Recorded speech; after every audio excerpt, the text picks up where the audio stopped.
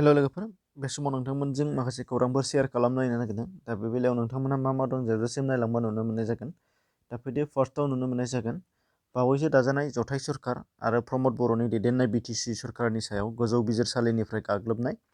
दा खौरांनि बायदिब्ला गोजौ बिजिरसालिया बिटिसिआव मोनसेबो खामानि मावथ'नो मोना होननानै फोसावनाय जादों। अफिसियेलि बेखौ फोसावनाय जादों होननानै बुंनाय जादों। नोंथांमोननो बाहाय टाइम वेट बड' खौरां बिजोंनिफ्राय नोंथांमोननो स्क्रिनशट होनाय जादों। बिनि सायाव नोंथांमोना बिथांमोननि खौरांखौ नायनोबो हागोन, लिंक मोनगोन। बेनिफ्राय नुगोन नाम्बार 2आव दाहाय फैगौ आसाम बिधान सभानि बिसायख'थिनि थाखाय थागथियारि खालामदों रायजोनि भारतीय जनता पार्टीआ।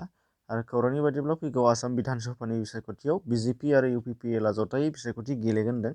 आरो बे बाथ्राखौ रनजित दास बिथाङा बुंथिनानै होदों। बेनिफ्राय दङ नाम्बार 3 हिसाबै बिटिसि सरकारनि गेजेराव थिसनजानाय सान्थालि हारिनि सोद्रोमा उइलसन हासदाखौ इएम होनांगौनि दाबि दैखांदों चिरां जिल्ला सान्थालि फरायसा आफादनि आफादगिरि सलमन मुर्मुआ। बेनिफ्राय नुगोन नाम्बार 4आव बिस्वजित दैमारि बिथाङा बिपिएफआ गोजौ बिजिरसालियाव दानि गोदान बिटिसि सरकार खुंथायखौ लानानै केस होनायनि सायाव बिजाथाइ होदों आरो बुंदों दि बे हाबाया बर' हारिखौ गाहाय फारसे बोख्लायलांनायावसो जादों एबा बोख्लायलांनायसो खालामदों। बिथांनि बिबुंथियाव आरोबाव बेखौनो बेरखांनो नुनो मोनबावदों दि बिटिसिनि बे सरकार दानाय खान्थिखौ गासैबो बाथ्राफोरखौ बिपिएफआ मिथिखागौ, अब्लाबो बिथांमोना होदों। दा बिथाङा गोलावथार मोनसे बाथ्रानि गेजेरजों गावनि फेसबुक पेजाव फोसावनानै होनाय जादों। दा बेखौ नोंथांमोना गावबागाव फरायहैनो हागोन। दा बेहाय खेबसेनो बुंफिनलांजोबनांगौआव बाहाय गोलाव सम लागोन। बिनि लिंकखौ डिसक्रिपसनाव होनाय जादों, नोंथाङाबो नायनो हागोन। नाम्बार 5आव दङ आमेरिकायाव कभिड-19नि भेक्सिनखौ होजेनबाय आरो शुक्रबारखालि आमेरिकानि लेङाइ हादोरगिरि माइक पेन्स बिथाङा लाइभ टिभिनि गेजेरजों बे भेक्सिनखौ लायो होनदों। बेनिफ्राय नुगोन नाम्बार 6 हिसाबै क'क्राझाराव साख्रि ओंखारदों। दा बे बेलायाव नोंथांमोना मोननै नुनो मोननाय जागोन। बे जाहैबाय अफिस अफ द डिस्ट्रिक्ट एन्ड सिजनेल जाज क'क्राझार, बेयाव ओंखारनाय जादों। बाहाय दङ मोनसेया जादों फार्स्टआव ड्राइभारनि पस्ट, नाथाय बियो टेम्परारि पस्टआ आरो फिक्स 15,000नि जागोन।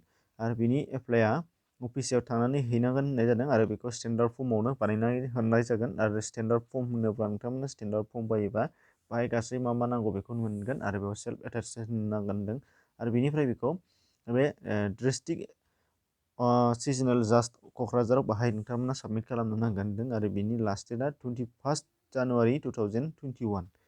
बेनिफ्राय गुबुन मोनसेया जादों बे एखे अफिसावनो एखे जायगायावनो, बेनिया जाहैबाय बेयो जाबाय चौकीदार आरो बेवहाय आनरिजार्भ पस्ट, बेयाव इन्टारभिउ लानाय जागोन होनदों।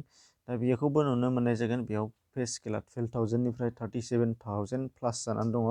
बेयावबो सासेल' नांगोन आरो बेखौबो नोंथांमोना स्टेन्डार्ड फर्मावनो लिरनानै फिलआप खालामनानै हैनो नांगोन 21 जानुवारि 2021नि 4.30 माने 4:30 बेलासिनि 4:30 सिगाङाव। आरो बेयावबो स्टेन्डार्ड फर्माव मा दं बेखौ नोंथांमोना होनो नांगोन आरो बेहाय बेयाव सेल्फ एटेस्टेड बेयावबो होनो नांगोन होनदों।